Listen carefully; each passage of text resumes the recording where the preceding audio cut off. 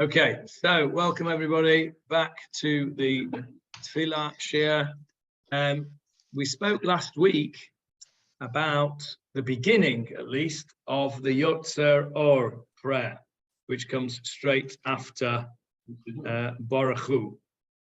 So we're going to carry on and have a look a bit more detail at this particular prayer. Now, this is part of the what's called the Brachot Shema. Brachot is in plural. The Brachot of the possessive form, Brachot Shema. There are two Brachot before Shema.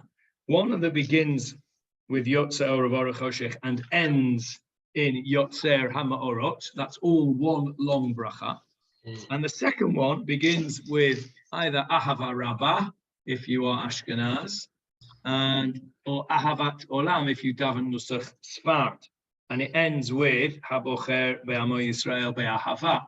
That's the second bracha. And then we have Shema, and then we have another bracha afterwards.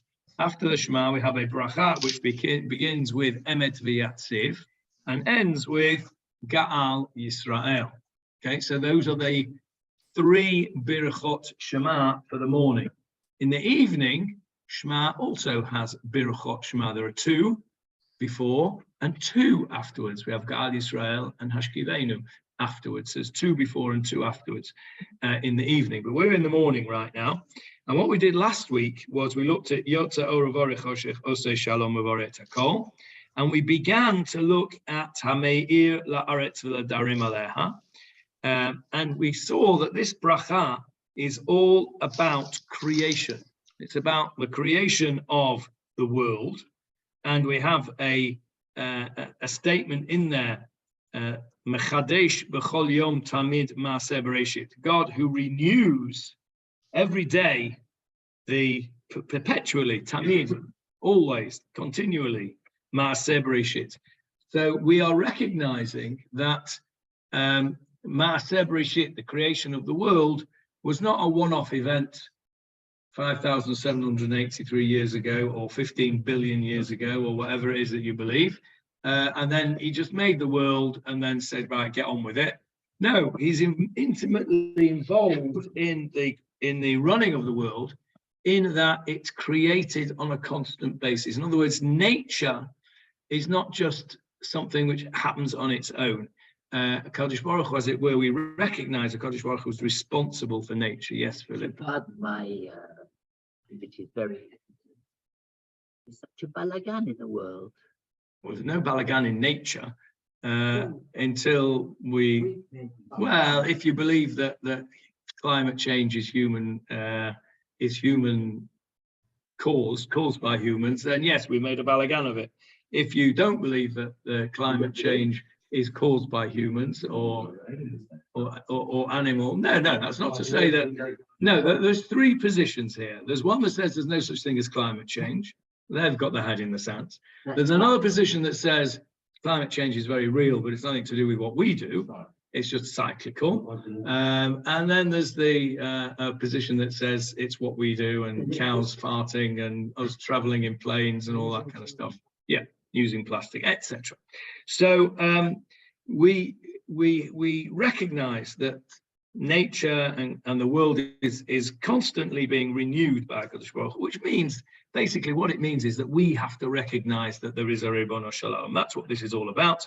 And it concentrates on Or, on light, because of course light is what gives the world its enables it to continue. Without light, you haven't got photosynthesis, and without light, you haven't got ability to grow and see, etc. But if you look carefully at this bracha, it goes off at a bit of a tangent, because we talk about this Ma'aseh Bereshit, and we said, Ma Rabu Ma'asecha Adonai Kulam B'Chochma Asita Mala Haaretz Kinyanecha. How wonderful and abundant are your works, Hashem. Everything was made with cleverness, with wisdom. Mala Haaretz Kinyanecha. The world is full of your possessions.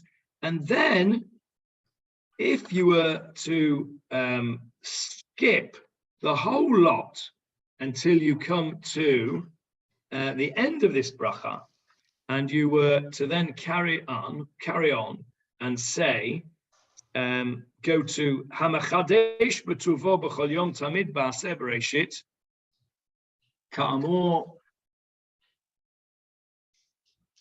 Well, Philip, you're ringing me for some reason. What? I'm not. You are, it says it on here.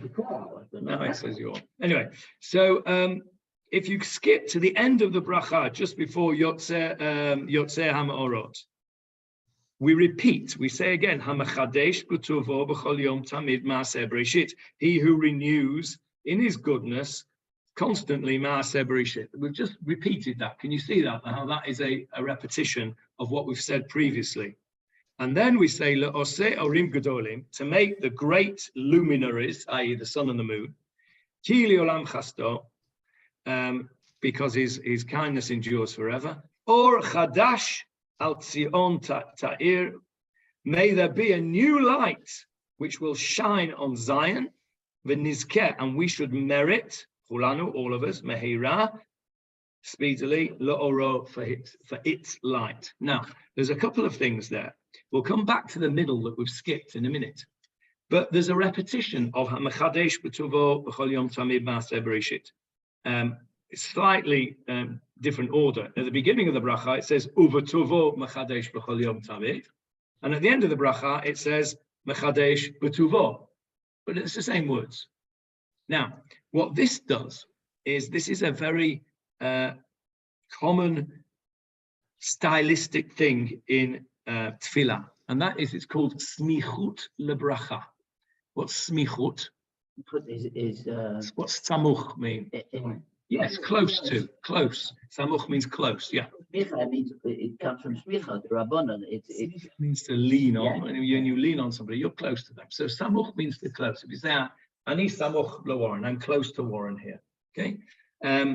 So smichut lebracha means that before the end of a bracha, in this kind of praising bracha, not the kind of bracha that you do when you do a mitzvah, but a praising bracha like this, immediately before the end of the bracha, you have a summary. You have this called this smichut. It's almost like we do at the end of the shiur on a Sunday and a Wednesday, right? We have a little summary. I do that so that I don't have to listen to the whole thing when I'm preparing next year. So I just go to the end of it and I record. I listen to what we've done for that week.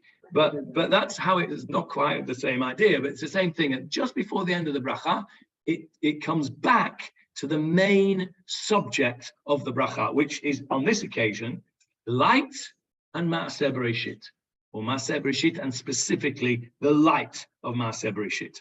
So if this bracha said stopped at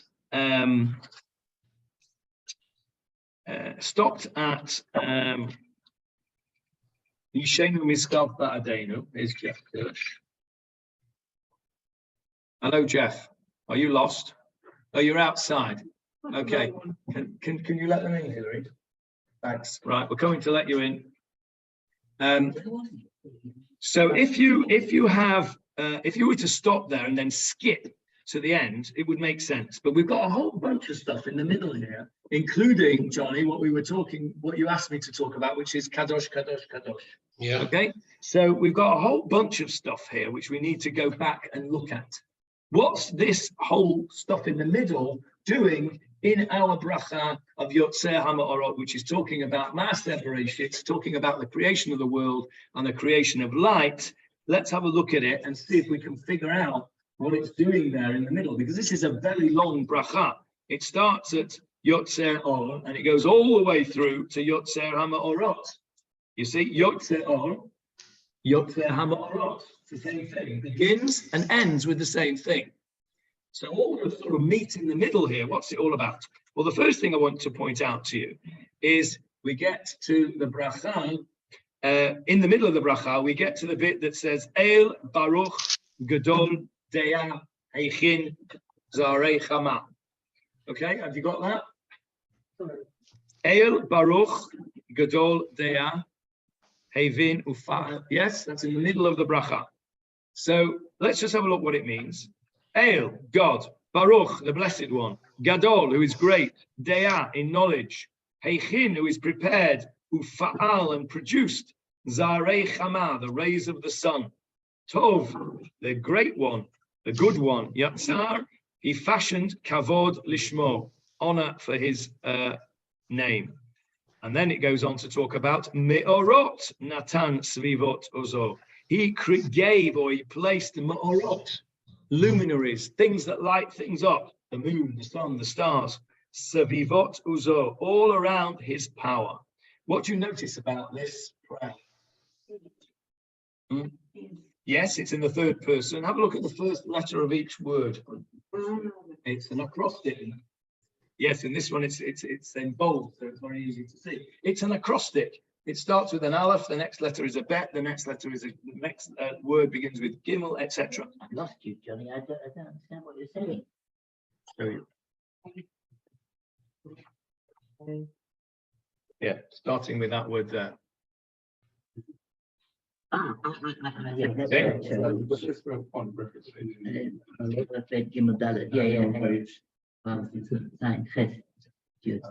Hey, there, starting there, where my finger is. Aleph, bet, gimel, dalet. See that? So that's an acrostic. Now, what this tells us, this is telling us about, if you look at the translation of it, it's telling us about the greatness of the light around the Kadosh Baruch Hu. Let's just carry on. Pinot Sava'av, the leaders of his legions, Kadoshim, they are holy, the holy ones. Romamei Shaddai, who exalt Hashem, Tamid, constantly. Mesaprim Kavod El Ukudushato. Pinot means corners. It means in this context, it means the leaders. It means it means the leaders. That's what it means in this context. So, who are these beings that are constantly describing the holiness of HaKadosh Baruch Hu? Angels. Angels. That's right. Exactly. Angels. So that's where we now come to, because this bracha began with the creation of light and the creation of the world. It then moves on to the me'orot, these luminaries that are all around the Kadosh Baruch Hu, which are the angels, whatever that means, whatever angels are. I mean, it's very hard for us to understand what that means, but they do. They describe, and they all have different names as well, which we'll come to in a minute. And so we then say that what do they want me to know how to turn on the confirm how to turn on the air in the shul. I'm not capable of doing that. I can't do it in the middle of a shul. They'll have to work it out for themselves. They'll have to work it out for themselves until we've finished. Okay, so so we've now introduced the angels here. We've introduced these angels, and we go on to say this is how the angels praise HaKadosh Baruch Hu. We're now again introducing. Have a look at these words now. We're on the words Titbarach Tzureinu. Okay, it's the next paragraph here. Okay, Titbarach Tzureinu. May you be blessed. Titbarach from the word blessing. May you be blessed. Who? Tzureinu, our rock. That's Hashem. Malkeinu, our king. V'goaleinu, and our redeemer. Borei Kadoshim, the one who creates the holy ones, i.e. the angels. Yeah. Yishtabach Shimcha La'ad Malkeinu. You've heard that before. Right? May your name be praised forever. Who does all the praising? The angels. Yotzeh Mesharatim. What's a Mesharet? A servant. Somebody who gives you Sheirut, service. Okay? So he who Yotzer fashions, creates the angels, the servants, the ministering angels. Okay?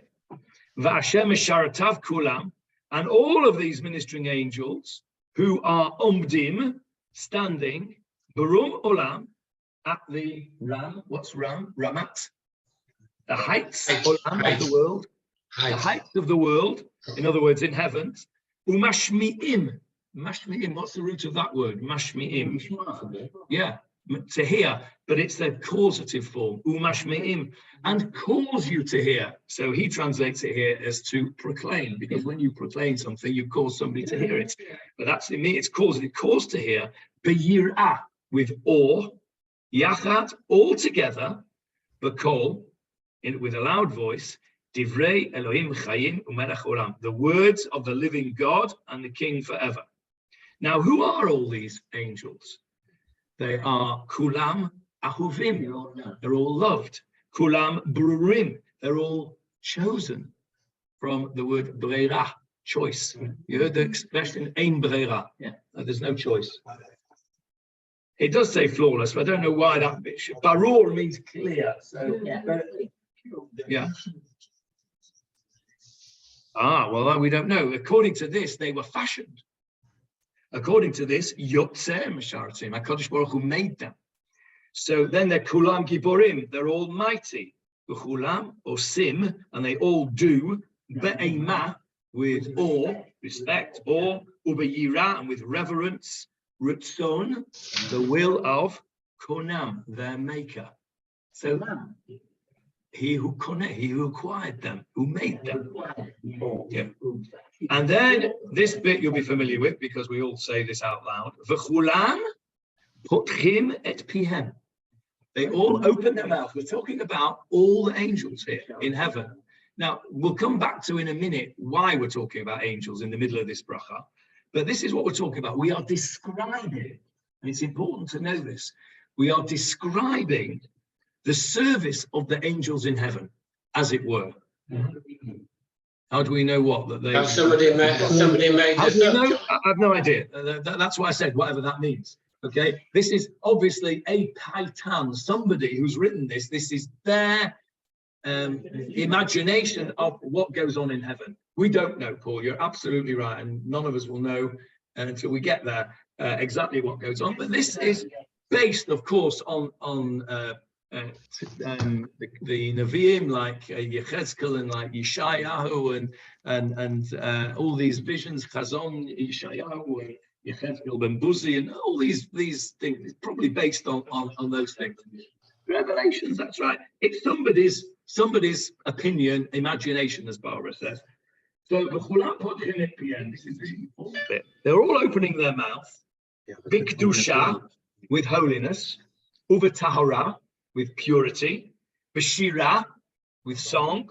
Uvazimra, another type of song. Umavarachim, and they are blessing. Umashabchim, and praising. Umafa'arim, and glorifying. Umaritzim, and revering. Umakdishim, and making holy, sanctifying. Mamlichim. What's mamlichim? Drowning, yeah, from the word melech.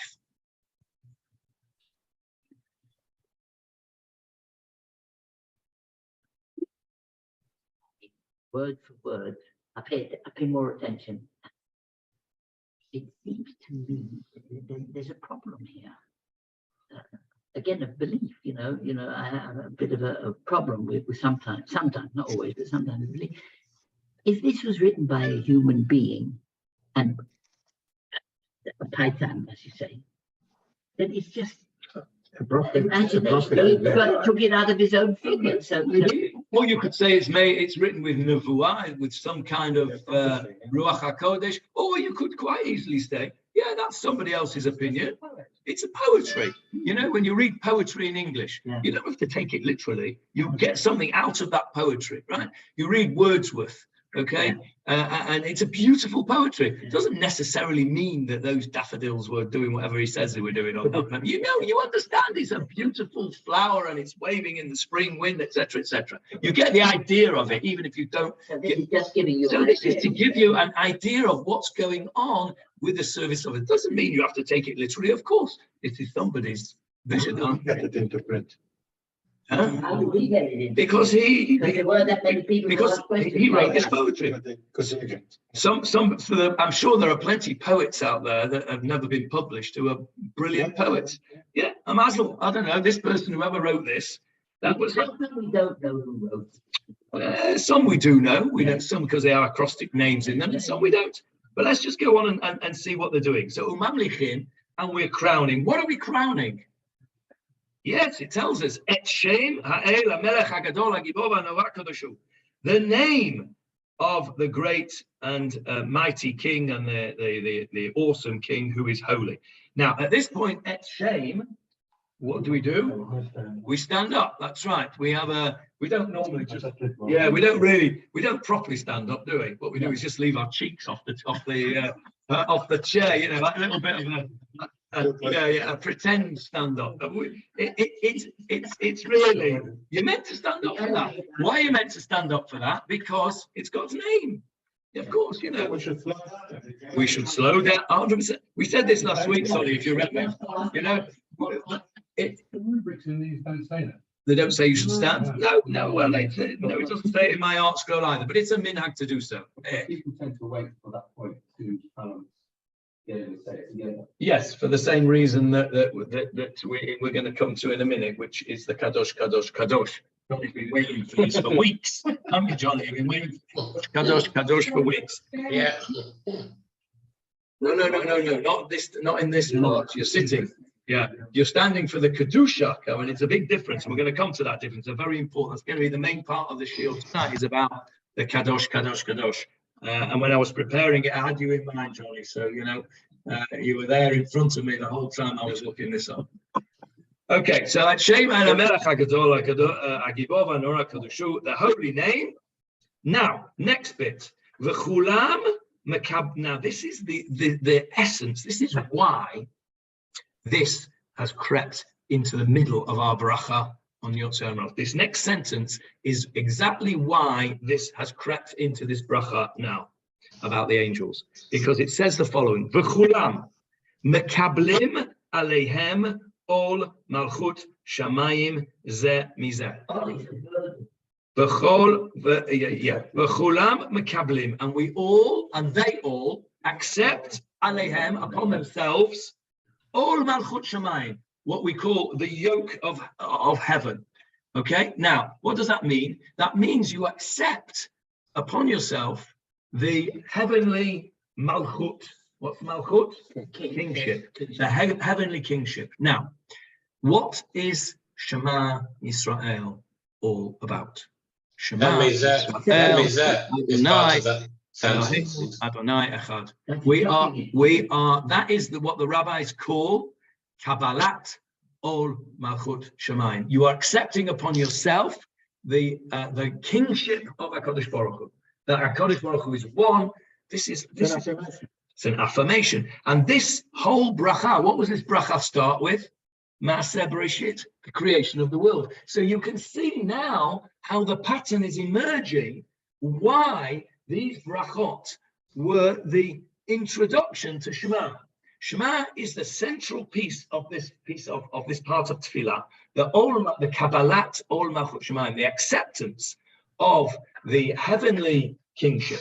Now, when you're going to say something really important, you know, when you have a speech to say, or you have a message to get out, you don't just come in and blurt out the message. You have an introduction. You lead up to it. And then when you've got your audience's attention and you've led up to the message, bam, then you give the main message. Okay, we'll come to that. Yeah, we'll come. Well, we will eventually get there. Sorry, you have to be patient in my shiur. You know, we don't rush. We're very, very slow. Yeah, we go at a very slow, analytical pace.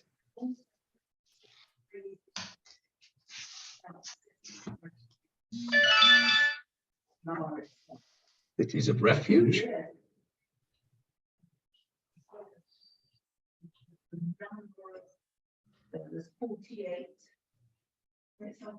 I've never heard anything about cities of refuge. I'll have to come back to you on that. It's not something I'm familiar with. But at the moment we're building up to the Shema, and the topic of Shema is that Hashem is one. Hashem Elokeinu Hashem Echad. It's an affirmation that we believe that God is one. God is one. In what way is He one? He created the world. It is the absolute basis of monotheism. The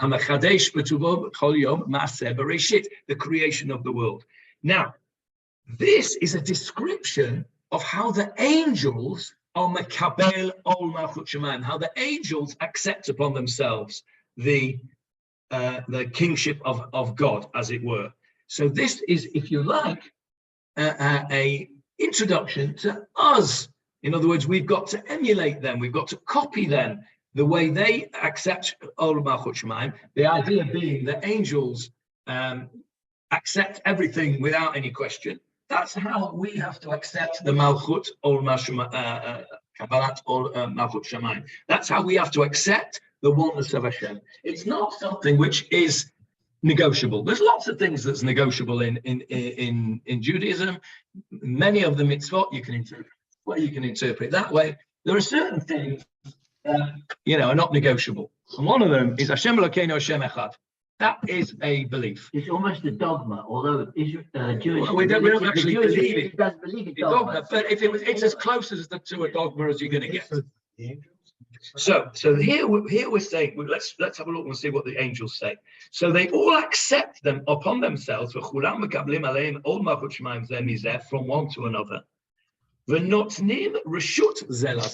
And they give permission one to the other, lahakdish, to sanctify, leyotzram, to the one who created them, benachat ruach, with calmness of spirit, besafa, with articulation, with speech, berura, which is clear, uvene'ima, and which is pleasant, with a pleasant melody, kedusha, kulam ke'echad, sanctification, all of them, like one, ke'echad, like one, onim, they answer, as it were, or the answer, remember, they're all turning one to the other. Yeah?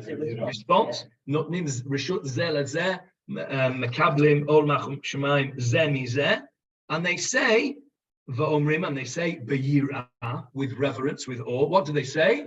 Kadosh, Kadosh, Kadosh, Adonai tzvaot maloch haaretz kavodo. That is, what does it mean? Holy, holy, holy, Hashem, the master of legions. The whole world, the whole world, Malo, is full kavodo of His glory. It is the highest. His glory, His glory, Hashem's glory. The whole world is filled with Hashem's glory. That's what it means. Kadosh, Kadosh, Kadosh is the highest form of praise of HaKadosh Baruch Hu. That is as high as it gets. That is the peak of praising Hashem, of sanctifying Hashem, which is why when we say this is called a davar b'kedusha, it is a thing of holiness. Now, we said right at the beginning of this section of prayer that things that are davar b'kedusha we can only say when there's a minyan, which is why when we say the kedusha, which is chazarat in the chazarat hashatz, you can only say that with a minyan. You can only say that kadosh, kadosh, kadosh with a minyan. So the question is, what about this kadosh, kadosh, kadosh? Are we allowed to say this without a minyan? Because this is holy, holy, holy. This is... We're not saying it. Okay, so there are two opinions, Paul. There are two opinions. There's one opinion, which is the opinion of the Shulchan Aruch and the opinion of Rav Ovadia Yosef, that actually, if you're not with a minyan, you can't say this, and you should miss out kadosh, kadosh, kadosh. Now, we Ashkenazim don't paskin like that. We paskin that you can say that for the reason that Paul said, that this is not our declaration of kadosh, kadosh, kadosh, because if it was, we would need a minyan to say it. We are just describing a reporting of how the angels do it. And so therefore, according to the Ramah, which is the Rav Moshe Itzelis, the gloss on the Shulchan Aruch, they were almost contemporaneous. Shulchan Aruch is generally, the Sfardim go by the Shulchan Aruch. Generally, the Ashkenazim go by the Ramah, which is the gloss on the Shulchan Aruch. The Ramah says that you can say it without a minyan because we're only reporting what the angel said. It's a description of what the angel says. It's not what we are saying. Because if we were saying it, we would only be allowed to say it with a minyan. And you would quite right, you would have to stand up for that. That's a human minyan, as far as you know. Well, that's right. They're saying it with their own. They've got a minyan. Yeah, but we're only describing their minyan, their description. Free will. They have a set thing task, and that's what they do. Yeah, and that's the way some of the... No, I think that's the point. I think that when it comes to Shema Yisrael, we are meant to be at the level of the angels, that there is no free will. We accept it completely unconditionally. And I know it's a bit of a paradox, that, because, we said before, if every time you did an Avera, you got an electric shock, and every time you did a mitzvah, you got a piece of chocolate, then, there wouldn't be any free will. So you're right to a degree. But what this is telling us, in a way, it's giving us in the same way as Yom Kippur, why do we wear a kittel? Because we want to be like the angels. Why do we stand still with our feet together for Shemona Esrei? Because we want to be like the angels who stood still. Because there is a level that we're aspiring to.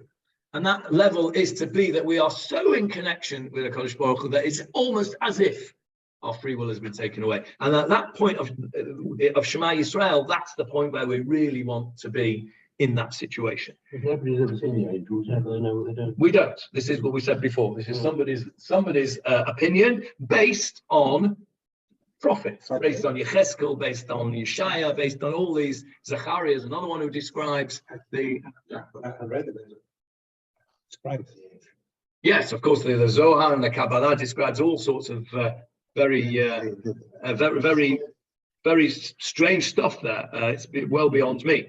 Now here we come to what the other thing, what you were saying before about the description of the angels. So the Kadosh, Kadosh, Kadosh bit is, I want to concentrate on that a bit more. Yes, Johnny. What about in the two Siddurim I showed you about this? It says you can only say it with the trop. Okay, so let's discuss with that. Now, what I just said was there are two opinions. One opinion that says you can't say Kadosh, Kadosh, Kadosh because it's a davar b'kedusha and you can only say it with a minyan. The other opinion says, no, it's just a reporting of what the angels say and you can say it. So there is an in-between opinion, as there often is, which says, well, you're not allowed to say it normally, Kadosh, Kadosh, Kadosh, without a minyan and without standing up. But if you say it with the trop, in other words, it's from a pasuk, in Yeshaya. I think it's Yeshaya anyway. Yeshaya 6:3. So it's a pasuk. So if you read it with the trop, okay, whatever the trop is, I haven't got the trop in front of me here. But if you read it with the trop, that means with the cantillation notes, then that is as if you are reading a pasuk of the Tanakh. You're not reading it as the Kedusha, okay? So that's what the Sfardim say. The Sfardim say, yes, the Sfardim say, if you're going to, some Sfardim say, you don't say it at all if you're not with a minyan. Others say, if you have not got a minyan, you have to lane it with the trop to show that you're actually, what you're not doing is saying it as a Kedusha. You're saying, and that the same goes, by the way, the same goes for the Shlosh Esrei Midot, Hashem, Hashem, Kel, Rachum, V'Chanon. If you don't have a minyan, if you're one of those people that say it's vidui before Tachanun, or as part of Tachanun, then if you don't have a minyan, you can't say Hashem, Hashem, Kel, Rachum. You can only say that with a minyan, but you can lane it. So, the trop, Hashem, Hashem, Kel, Rachum, V'Chanon, Erech HaPayim, Rav Chesed, V'Yamed, Not So Chesed. So you can say it with the trop, but you can't say it without the trop. I don't know. I'd have to look it up in 6:3 of Yeshayahu. I haven't got it in here. I've got it in there. No, you haven't got the trop in there. You got it in the Koran? No, we'd have to look it up in a Tanakh and see what the trop is. It should be in the Siddur really, so we can look at it. Yes, Johnny. Your voice is echoing all of a sudden, but if you touch the microphone or something. No, you're also echoing a bit. I don't know why. It must be the internet, maybe. I don't know. I haven't touched anything. Hopefully, it'll right itself. Okay, so I want to tell you about Kadosh, Kadosh, Kadosh, because it's a very, very holy prayer. It is, as I said before, the highest level of Kedusha. There is a complete and utter bizayon. What's a bizayon? A shame, a disgrace. There is a disgrace around Kadosh, Kadosh, Kadosh, somewhere in the world. Does anybody know where it is? It is indeed in the bridge in Prague. I printed it out for you. I printed it out for those who are here. Charles Bridge. Let me get it on the screen for everybody who's watching. Charles Charles Bridge. Right. Charles Bridge, Kadosh. I'm going to tell you the story of Kadosh, Kadosh, Kadosh. Okay, so let me just get it up on the screen for 1600s. Okay, so let me just get this. Let me share the screen with you if I can. Where are you, Zoomers? Let me share the screen. It's nothing to do with the Goyim, no. Have a look at this.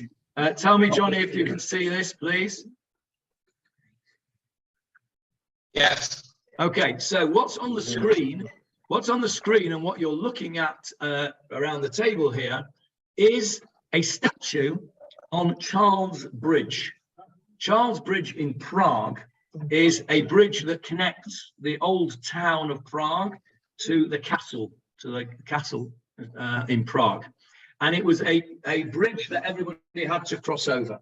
And it has 30 different statues on it, all along the side, 15 on either side, of all sorts of saint this and saint this one and saint that one and all the others.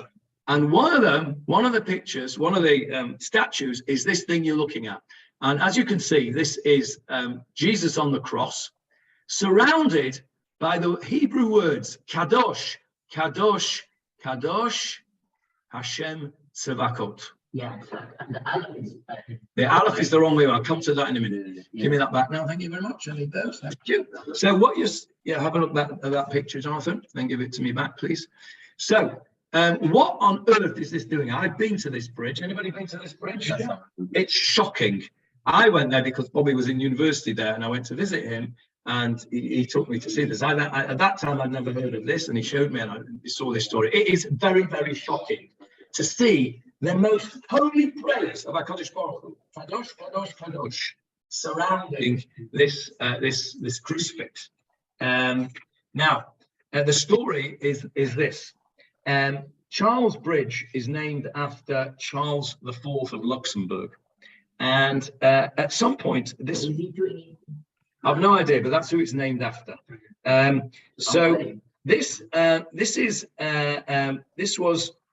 The bridge was made in the 15th century.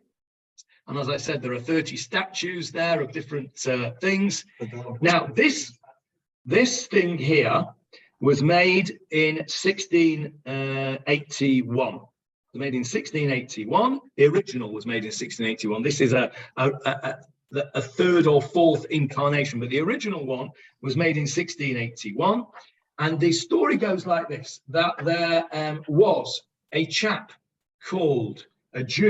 called Elias Bachofen, who was a Jewish community leader, and there was an alleged blasphemy by a Jewish businessman in Prague, and as a punishment for this Jewish blasphemy, this Elias Bachofen, who was the leader, was forced to pay for this Kadosh, Kadosh, Kadosh to be made around this statue, this crucifix.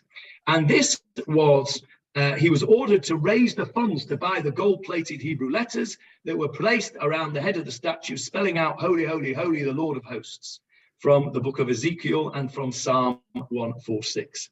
Now, this whole point of this was that this was the ultimate act of anti-Semitism. This was the biggest bizayon, the biggest disgrace and shame on the Jewish people. And it was placed on Charles Bridge so that everybody, mainly, of course, the Jews who would go past it, would see this and would be humiliated. It was the ultimate in anti-Semitism right there in Prague. Now, those of you who've been to Prague, you've been to Prague? You cannot help but feel the anti-Semitism in that place. The place is absolutely soaked in Jewish blood. You go in the center of Prague, which is very, very beautiful, and you can see these beautiful buildings. And on all of the doorposts, you can see where there used to be mezuzot. That may well be. That may well be.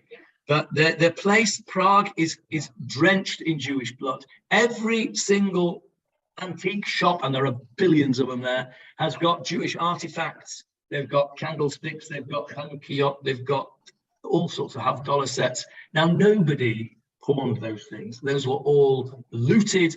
They marched out 180,000 Jews were marched out of Prague to their deaths by the Nazis. The Nazis didn't touch Prague. They didn't touch it because it was such a beautiful place and they wanted it to be there in all its glory. But they marched out 180,000 Jews to their death. And the Theresienstadt is just outside of Prague, of course. And so it's not surprising that Prague is a center, was a center of anti-Semitism. It all started with Kadosh, Kadosh, Kadosh around the head and the body of this.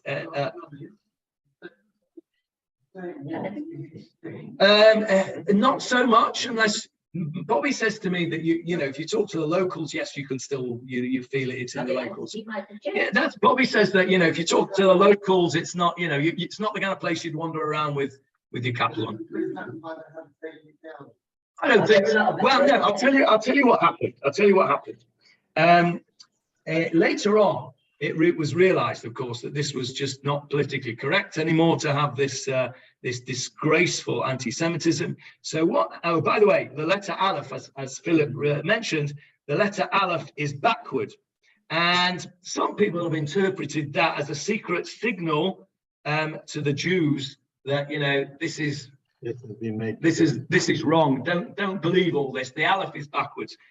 In fact, the letter was removed by the Nazis during the occupation of Prague, and whoever put it back again put it back by mistake. But anyway, in addition, apparently, the Vav of Hashem's name has gone missing. Anyway, in recent years, I'm going to read to you what it says here.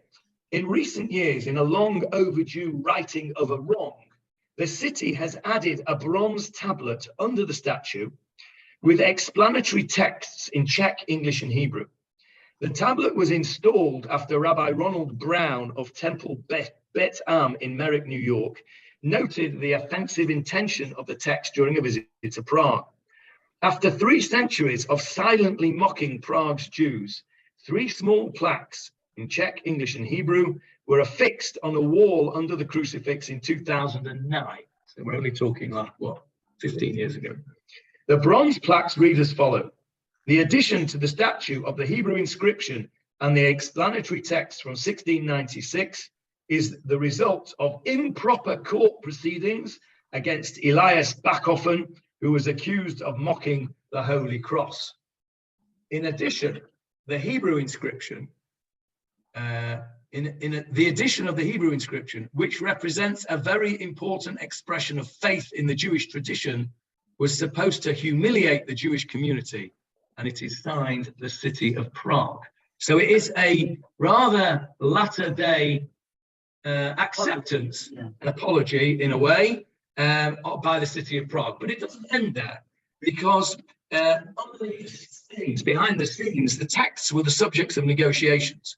An early draft featured much stronger language and called the, it says here cavalry scene, but it's not cavalry, it's Calvary. Yeah, it's a misprint. It should be Calvary. That's what this is, a Calvary scene. A witness, in quote, a witness to the gross disparagement of the idea of holiness. It detailed the hostile trial of Elias Bachofen and said the inscription was a result of violence, an attempt to humble a community that worshipped in a different way. That was down, as is often the case, to the current sort of rather blander apology, but apology nevertheless it is. And he says, this chap, the mayor of Prague, the plaques were unveiled on the 8th of March 2000 with about 40 North American rabbis, the mayor of Prague, Jan Kassel, and several Catholic leaders present. The date was chosen to mark a variety of Christian reconciliation projects advocated by Pope John Paul II and Cardinal John O'Connor, Archbishop of New York. Now, this is interesting. Jan Kassel, the mayor of Prague, who paid for the plaques himself, received critical letters from local neo-Nazis questioning the move. Some people at the unveiling hoped the plaques signaled improved relations between the city's Christian and small, struggling Jewish community in Prague. Anyway, very interesting thing.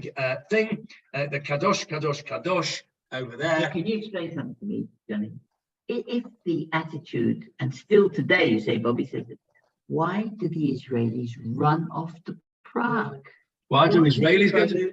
Why do Israelis go to Thailand? Why do Israelis go wherever they go? Because they're people, Philip. They're human beings. They do what they wish to do. Well, tell me why this is. Tell me why the fastest growing Jewish community in Europe is where? Berlin. Berlin. I ask you. I ask you. I ask you. I don't know the answer to that question. I wouldn't set foot in the place if it was me, but that's just my. I went to Prague to visit my son. I must say, I felt it. I went into the Altneu Shul there, and also into the other shul where they've got all the names written on the wall of every single. I mean, it's tragic. Anyway, I wanted to show you Kadosh, Kadosh, Kadosh. I think we've seen enough of that, Yazel. Thank you very much. What was the alternative to putting that on the bridge? Pogrom? Solly, let me answer that. That's a good question. Solly says, what was the alternative? A pogrom, maybe a pogrom.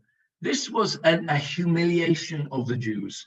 If you're asking me, is it better to have had a pogrom? No, I don't know. It's not good to have a pogrom. I know it's probably better to have a statue with that on. But, it's better still not to have a humiliation of the Jews. I point it out. I point it out because we're talking about Kadosh, Kadosh, Kadosh. And I've pointed out here in this shiur tonight that this is the highest possible level of praise. They didn't choose any old pasuk when they did this. They shtecht as good and proper with the highest possible holiness around something which they know would hurt us. Listen, they're scholars. The Christian scholars knew what they were talking about. Anyway, so that's Kadosh, Kadosh, Kadosh. Should we say it without a minion? Depends on who you hold by. Sfaradim say if you're going to say it without a minion, you have to say it with a trop. Ashkenazim say no, we're just reporting what the angels are saying, and therefore it's permitted for us to say it. Let's just carry on a little bit. V'ha'ofanim. That's, we don't know how to translate that. That's another kind of angel. V'chayot hakodesh, and the holy chayot, another type of angel. We don't know what this means. The rash gadol, with great noise, mitnasi'im, they elevate themselves, li'umat srafim, towards the seraphim, another type of angels, whatever that means. That's a fiery angel, from the word saraf, srefa, means to burn. So a fiery angel. Now these words you'll be familiar with from our kedusha. Li'umatam, mishabchim v'omrim. Li'umatam, facing them, mishabchim v'omrim. They praise and they say. You won't be familiar with it because you don't understand Ashkenaz, and you'll say, you do say it here, but you don't say it in Kedusha. In Kedusha. But listen, we're familiar with it from here. And so it says then, what's the next? This is the second holiest thing that we can say. Baruch, Kavod, Adonai, Mimkomo. Blessed is the glory of Hashem, Mimakomo, from its place. In other words, in the heavens. We're talking about stuff. Yeah, his place is in the heavens. Yeah. So blessed is Hashem from his place, meaning in heaven. We're talking about lofty ideas here, which most of us can't really get a grasp of. Holiness, angels, Shamayim, Ofanim, Chayot. Srafim. We can't understand what these things are really.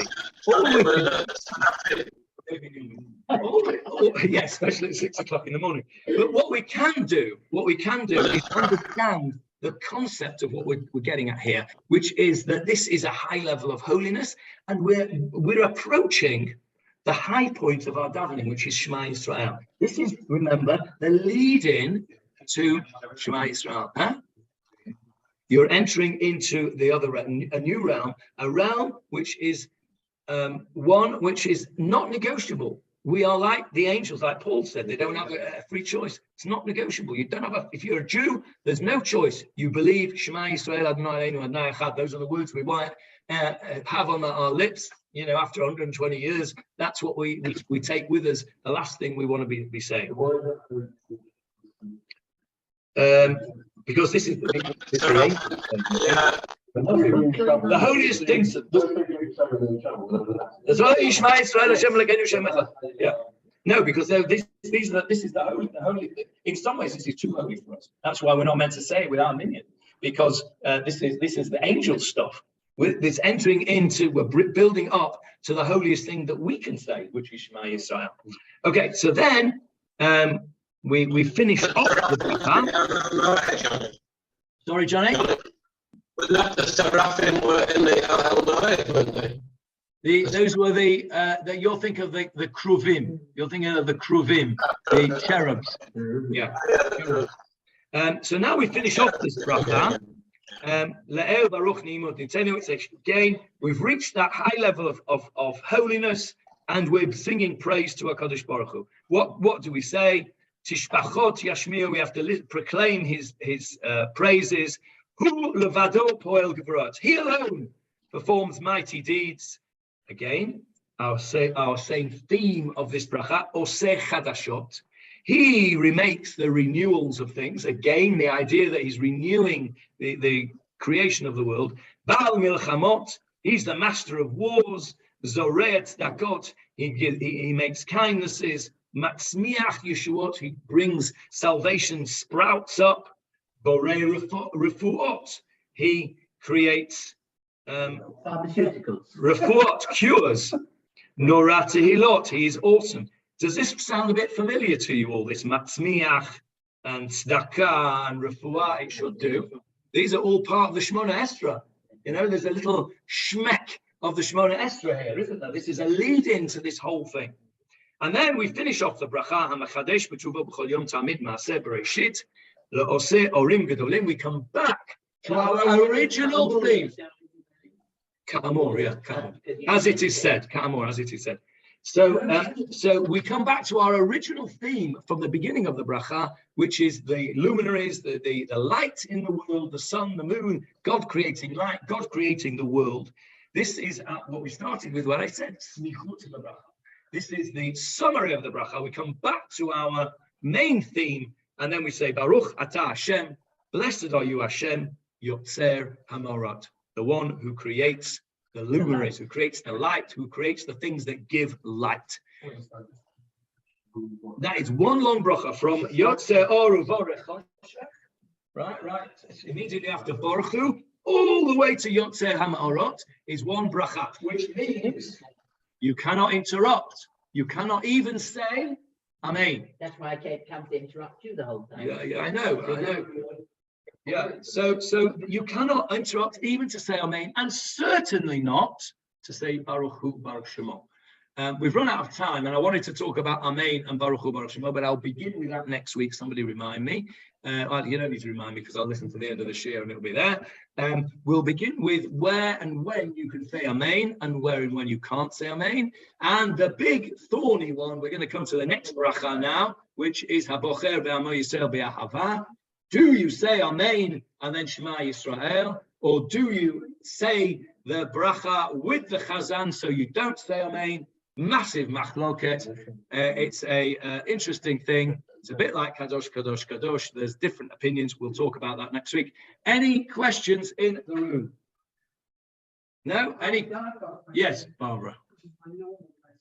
If you're short of time, can you miss out Baruch and just say Shema? Do you have to say, okay. Is it one? It's one. It depends how much short of time you are. I mean, in an emergency situation where somebody's, you've got to run to get a bus or something, and you know Shema Yisrael off by heart, and if you don't say it, you're going to miss the time. Then just say Shema. But in all other circumstances, not Baruch Hu if you're on your own, because you don't say Baruch Hu if you're on your own. Say that. But from Yotzer Or all the way through to the end of Shemona Esra, it's really two sections, but it's two sections joined together. Ge'al Yisrael, we're at the end of the Shema, and Shemona Esra are joined together. You can't interrupt there. So in effect, there are two sections joined together, which makes them all one section. And unless you're absolutely, under the kosh, it really all goes together, which is not the case for Pesukei de Zimra, as we spoke earlier on. If you're short of time for Pesukei de Zimra, it's Baruch She'amar, Ashrei, Yishtabach. And then Yeah. If you're late for everything, forget Sukkot Zimra. Go straight into that. You can always go back and say Sukkot Zimra later on. Yeah. Okay. Shavua Tov, everybody. Chag Sameach. Bye-bye. Thank you. Bye.